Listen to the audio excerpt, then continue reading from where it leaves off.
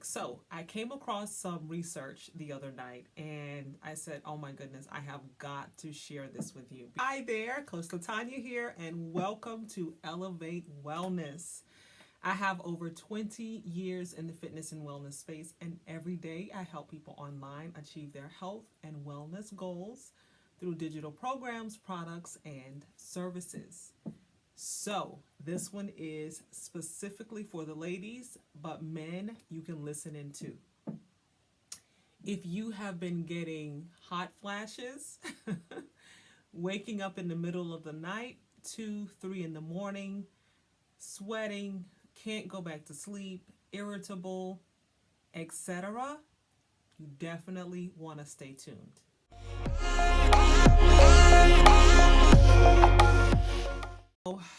I've had this idea, this thought, because I experienced this in my personal life. And for those of you who don't know, I work with people now and in the past who have gone through that change of life, we like to call it, right? So, what is menopause? Menopause is 12 months after the last day of your period.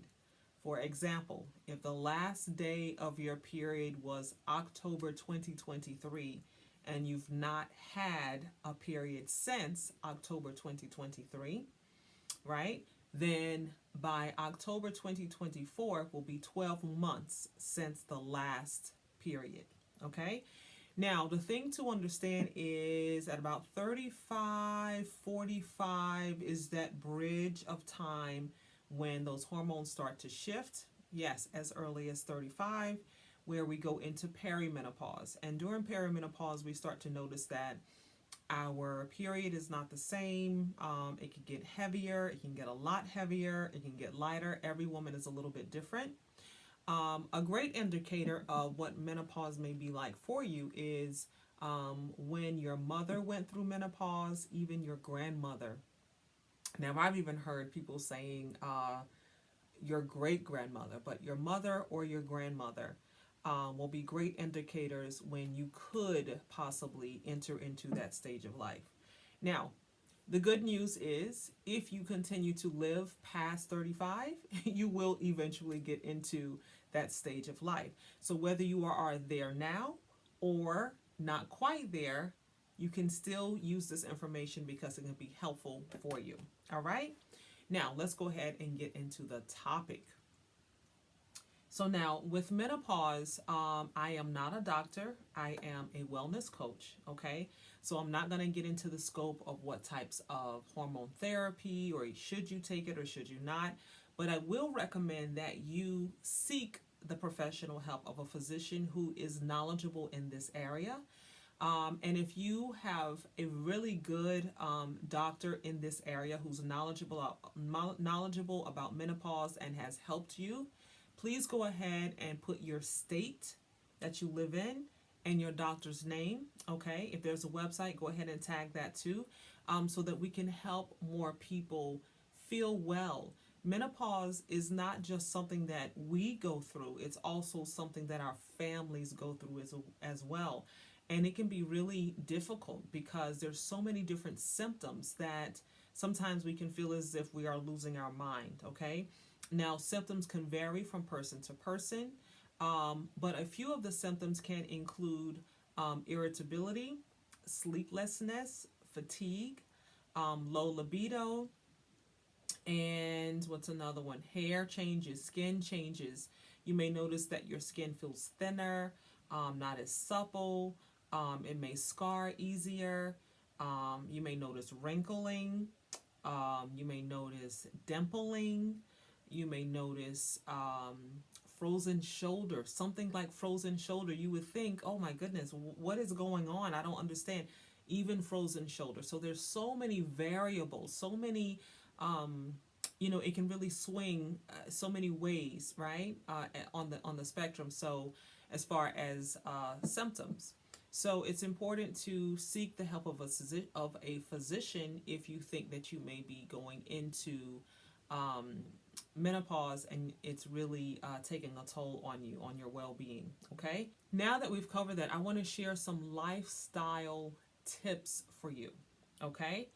Um, I think my southern accent kind of comes out when I say style, lifestyle tips for you to help you navigate that space. Because even if you are taking hormone therapy, I have seen in the people that I work with that these tips have been very helpful. And I've noticed for myself that they were very helpful as well. Okay, so let's go ahead and dive in. Okay, so I'm going to be looking at my notes because I want to stay on track. Okay, so one of the things that I found is that um, when we are going through that stage of life, our hormones are changing. And so it's important to start to eat. You hear me say this all the time, food is medicine, okay? So whenever you're picking food, whenever you're choosing the types of food you should eat, it's not really about, well, this one is low in calories and this one has that. It really is about what medicine does my body need at this stage. What medicine is my body needing to recover? What medicine is my body needing to get well, to feel healthy, to feel energized? What medicine do I need through food? Okay. What foods are going to provide that for me? Now, when it comes to menopause, because the hormonal imbalance, right, the shifting in the hormones, then that means that we want to choose foods that are going to help to balance hormones. Okay. And so that you want to pick foods like broccoli, foods like lentils, because they have phytoestrogens in them. Foods like sweet potato have phytoestrogens in them. Um, for some people, tofu is very good because tofu is a plant estrogen. Okay, so those things can be very helpful. Now, everyone is different.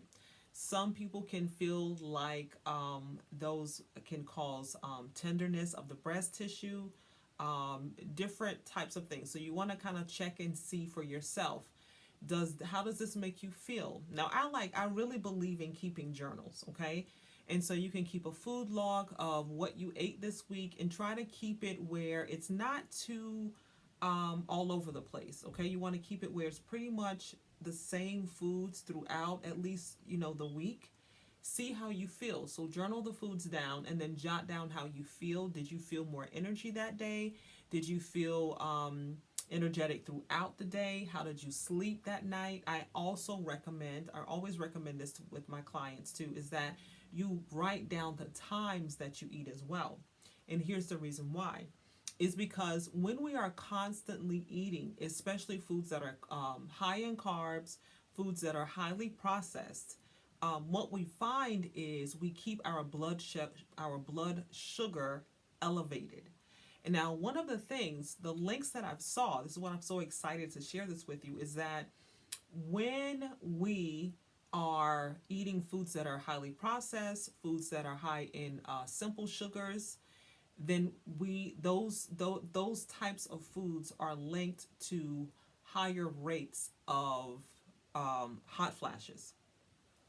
Yes, I am not surprised because I noticed for myself every time I would eat like pasta or rice or chips, I would get like these flashes and it would be 20, 30 minutes later. I'm like, what is going on? And so that was at the same time when I was going through all of this stuff and I went keto. And when I went keto, it literally healed my body, it healed my hormones, it got me back in balance. Okay, so I know it worked for me. But as I did research, I saw that it worked for a lot of other women as well. Now, I am not recommending that you go on keto unless you feel like I really need to go on keto. Okay, but what I'm recommending is lower carbs. Definitely reducing dramatically those processed carbs, those processed foods. I know they market 100, 200 calories, but that's out the window now. Okay, really going back to the whole foods like nuts. Okay, fruits with fiber in them, protein. Okay, now the thing about low carb is that means that you're going to have to bump up your fats and you're going to have to bump up your protein. Now, I recommend, but there are other apps out there. Also, leave in the comment section what apps, what food tracking apps do you like best? I like MyFitnessPal because it shows me the macros, it shows me where I'm at, and then it also, I can share it. So I like using it with my clients as well because that's how I usually track their foods for them, because everything is kind of like, pulled out, and I can teach them how to put their macros on in, dependent upon if we need to kind of hone in a little bit more with those macros. So I like to use MyFitnessPal, but please go ahead in the comment section, let me know what favorite food tracking app you use.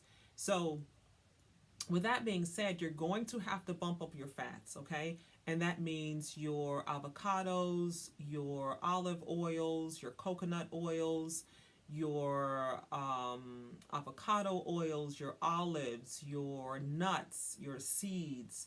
You're going to have to bump up those fats, okay? Now, that does not mean that you want to go with like the dirty fats. I'm not against bacon, someone else may be, but you can throw some bacon here, some bacon there. But I don't recommend doing dirty fats all the time. So you're doing the cheese, you're doing the bacon, you're doing the sauces, you're making all of these different butters and all that. I'm not against any of those things. I eat those foods, but I don't eat them in excess, okay? But I recommend focusing on the clean fats. Now, this is what we need to understand. Understand that fat is what helps to balance out those hormones, okay? Now, another thing is when we are having protein, why is protein so important and the source of the protein? Protein is so important because at the age or after the age of 35, we start to lose muscle mass. Okay, and so that means every year after 35, we're losing a little bit more muscle mass, unless we are participating in a strength training routine. And I recommend at least 2 to 3 times a week minimum. Okay, everyone is different. Some people may need a little bit more depending on where they are in their fitness journey.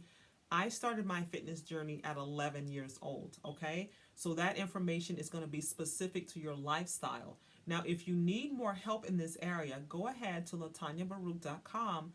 You and I can sit and chat, and I can help you create a plan that is specific to your goals and your abilities, okay? So strength training is going to be very important. It's going to be vital because that is going to tell your metabolism, hey, we got to keep churning. We have to keep churning. So, for example, I was working with a client today who is in her 70s, okay? And I'm so proud of her because her metabolism is still increasing. In her 70s, she's closing her circles. Like, these are the conversations I have with my clients, and I love them.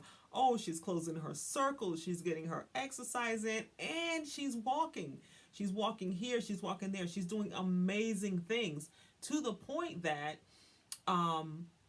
her metabolism has increased. Her hunger has increased because her metabolism, so she's churning. So it does not mean that at that age it all falls apart. It means unless you do something different, it can fall apart. So we hear these myths like, oh, after 40 it's over, it's a wrap. That is not true.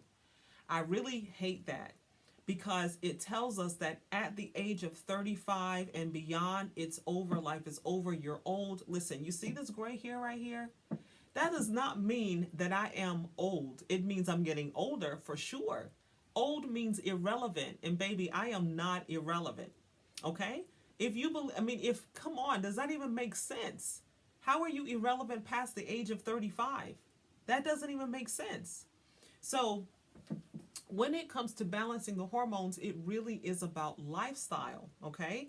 Now, so that means that I'm eating more fats. I'm eating the healthy fats, and you want to plug those in, okay? Now, if you're on a weight loss program, you do want to make sure that calorically, which is your energy, you're not going over. Fat is higher in energy. It's more energy dense, okay? So let's say that, for example, a tablespoon of nuts is going to be about 150 calories. And so this is why a lot of people say, oh, I don't want to eat fat because it's too many calories. But this is what we need to understand. although it's more calories than a carb, it's more satiating than a carb, okay? Now, not only is it satiating, but it's also going to help to regulate those hormones, okay? Now, the reason why protein is important is because, like I said, at the age of 35, you start to lose muscle. So we really have to focus on, again, food being medicine. What foods do I need to do to help to synthesize or help to build and repair my muscle again? Everyone is different, and I believe genetics plays a big, big role in this. For myself, I use animal protein as well as plant based protein. I have found that for myself, animal protein is the optimal choice because of my level of performance, okay? My level of activity, okay? So I need those higher levels of protein. So now I incorporate about per meal about 35 grams, about 35 grams of protein. And that helps me feel satiated. I don't overeat. I can go about four to 5 hours between meals, which is going to lead me to my next point. It really works for me. Okay. Now, another thing is when we're eating carbs, that food is just burning up. It's not really lasting long. This is why you can eat something that's higher in carbs, and 1.5 to 2 hours later, you're hungry again. Okay, so when you're trying to stabilize blood sugar, because high blood sugar is connected to a hormonal imbalance. Okay, so let's go ahead and get that out there. High blood sugar is connected to that hormonal imbalance, which then leads us to more frequent occurrences in hot flashes. Okay, more frequent hot flashes. So we want to find a way to keep that blood sugar at a lower level, not low blood sugar, but healthy, at a healthy level, so that you are able to regulate the frequency or hopefully eliminate those hot flashes. Okay. So then what I recommend is, instead of having the carbs, you want to have the proteins, you want to have the fat. That's going to be more satiating. And then that will give you the opportunity then to eat a little, to open up that window a little bit more. Okay. And then what I recommend is also eating within a window. Okay. If you are very active, you get up early in the morning, you're running around, you're active at work, you have grandkids or you have children, you may need a 10 to 12 hour window. Everyone is different. Okay, but if you're not that active, I recommend an 8 hour window. So again, that's going to be dependent upon where you are in your life. Are you really active with your children, with your grandchildren? Are you really active in your job? Are you doing so many different activities? Active with your parents, taking care of your parents and your children, teenagers, adults, whatever, right? Some people can do 12 hours of fasting and then the 12 hours of eating. Some people can do 10, some people can do 8. So it really is dependent upon the person. I can do about 8 hours on the weekends when I'm not doing any, or on my rest day. I can do an 8 hour. I can also do a 10 hour window. Okay. Now the 10 hour eating of window for me would be eating at 7 o'clock in the morning. And again, it varies because sometimes I can do 8 as well. But eating at 7 o'clock and then finishing up by 5. So I need to eat within this hour because I ate, that's going to be about a 10 hour window for me. So from eating at 7 in the morning or 7:30 in the morning and finishing up by 5:30, the time just changed. That's pretty typical, especially right now. And so I have my protein pancake in the morning, and I put hemp hearts, chia seeds in there. I put a little bit of honey. I put my almond butter, which is a fat. I put a tablespoon of butter, which is another fat. I put the hemp hearts in there, which is another fat. And I make it with olive oil, which is another fat. Okay. So, but you see, chia seed, hemp hearts, and olive oil, those are all healthy fats. Okay. And then I use grass-fed butter. Okay, so I use all of that as well as the almond butter, the nut butters as well. So that helps me to feel satisfied. And then I ate again around 11:30, 12 o'clock. Okay, so it held me, right? I went on a little walk, took my dog for a walk. Before I did that, I had a snack actually around 11, and then when I came back, I ate at 1. So, which is why I have to eat at 5:30. Um, so I had a handful of nuts, 1 ounce of nuts, and then I had a scoop of protein. So again, there were no carbs in there. Actually, there was a tablespoon of raisins in there. Okay, so I had 1 ounce of nuts, teaspoon of raisins, and a protein shake. Again, very little carbs. Okay, I came back and I had this ground beef mix with some pinto beans that I threw in there and my corn tortillas. And I toasted them up with some olive oil. So I got my olive oil fat in there, and I got my carb from the tortilla and the pinto beans, and then the protein in there. Okay, so again, very little carbs. It's not that I'm very, very low, but I'm under. Remember, before I was saying that I do about 100 net carbs, so I'm probably going to hit about 70 carbs today. Sometimes I have to, do a little bit more because I don't want to be too low on my carbs. I don't want to go into ketosis. I just want to stay in that low carb area. Okay. Um, and so having those meals spaced out about every 4 to 5 hours will also help to keep that blood sugar stable. And so this is why the protein and the fats are going to be very important, okay? And yes, you will need carbs, but at this stage of life, you have to kind of measure it for yourself. This is why journaling is so important, because you need to figure out what your number is, okay? Are you lower where you need like 100 carbs or less? How? And then note, how do you fare? How do you do with the hot flashes? Do you notice that they are starting to slow down? What's going on? The next lifestyle choice or lifestyle habit is walking. And the reason why is because anxiety is one of those things that we can experience with menopause. And the cortisol levels are elevated if you're not getting enough sleep. That can also trigger it. Caffeinated drinks can also trigger it. Sugars can also trigger it. It's not helpful, okay? And so what happens then is that we need to make sure that we are getting exercise in daily, but exercises that's going to be medicine. As an Indigenous American woman, we are big on medicine. The sun is medicine, walking is medicine, community is medicine. Medicine for us is those things, or all those things that really feed the soul, feed our spirit, and really just catapult us into just being a higher quality individual.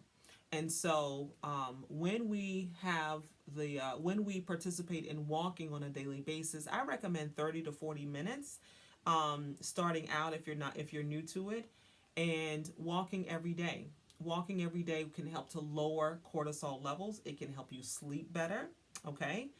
And very, very good. And in addition to that, I also recommend doing, if you're new to working out, about a 20 to 30 minute weight training session 2 to 3 times a week. Okay.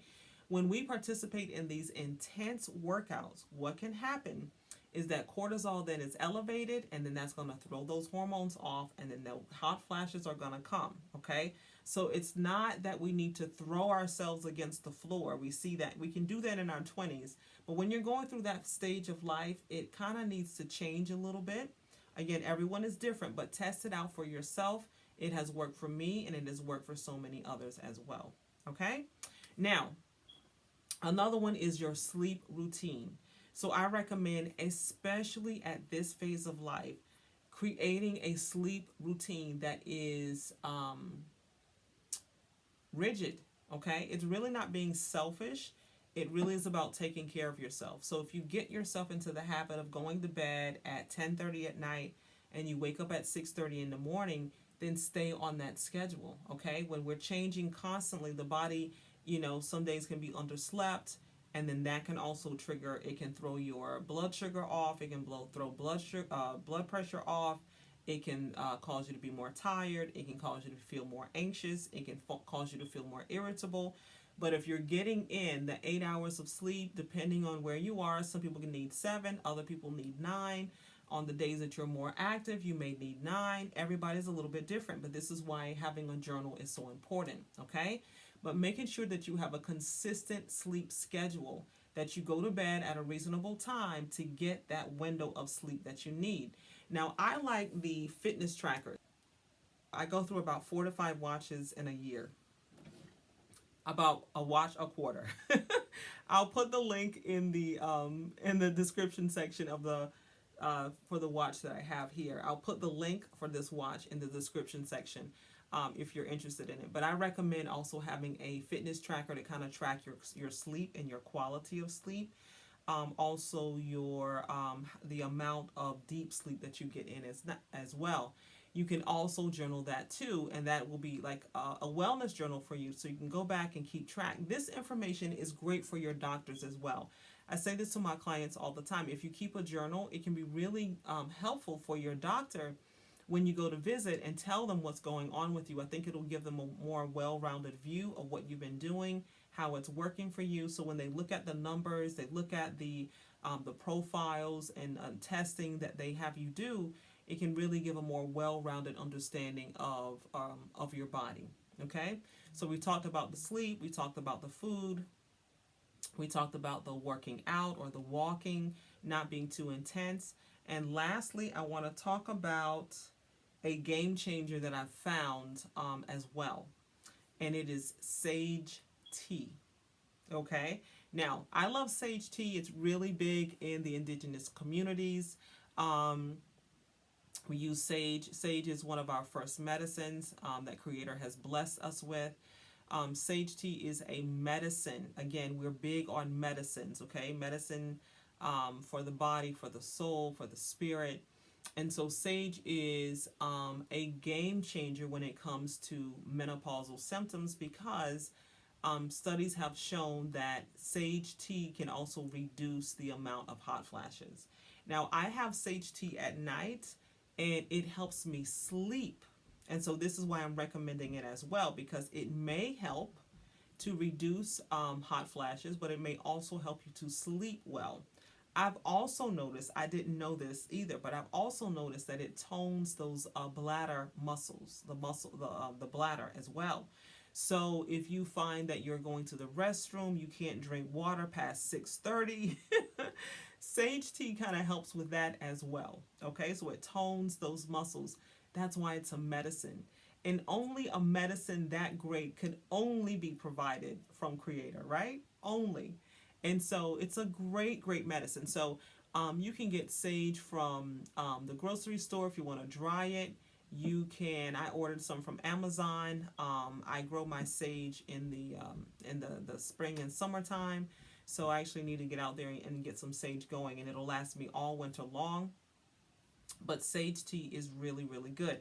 I recommend for an 8 ounce, 8 to 10 ounces, I recommend maybe a tablespoon of sage.